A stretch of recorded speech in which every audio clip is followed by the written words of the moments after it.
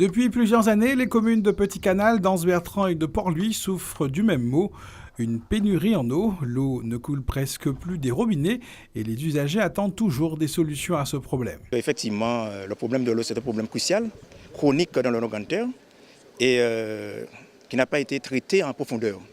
Donc, très souvent, nous avons colmaté les brèches et le problème recommence. Afin d'augmenter la production d'eau dans les communes du Nord, le syndicat mixte du Nord-Grand-Terre a fait appel à plusieurs organismes comme la Générale des Eaux et le SIAG.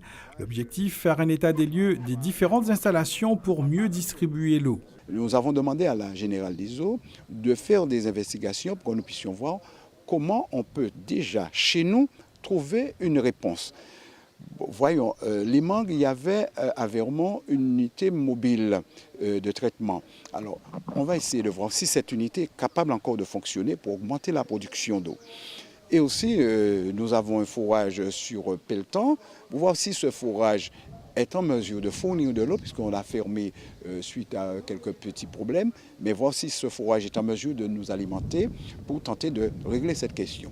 L'usine de Belin à Port-Louis, qui en période de forte pluie diminue considérablement sa production, fait aussi partie des investigations du syndicat. L'eau turbide ne sera plus un problème avec la construction de décanteurs lamellaires à proximité de l'usine. Nous allons donc en fait prendre cette eau, la faire passer sur des décanteurs lamellaires, donc en fait clarifier l'eau, faire descendre les boues en fond d'ouvrage, récupérer une eau clarifiée et lui faire prendre le schéma normal de fonctionnement de traitement dans l'usine. Pour certains usagers venus à cette réunion d'information, les solutions concrètes et pérennes tardent à se mettre en place. Ce que j'ai constaté, c'est qu'on a construit l'usine sans mettre l'appareil nécessaire qui s'appelle le décanteur.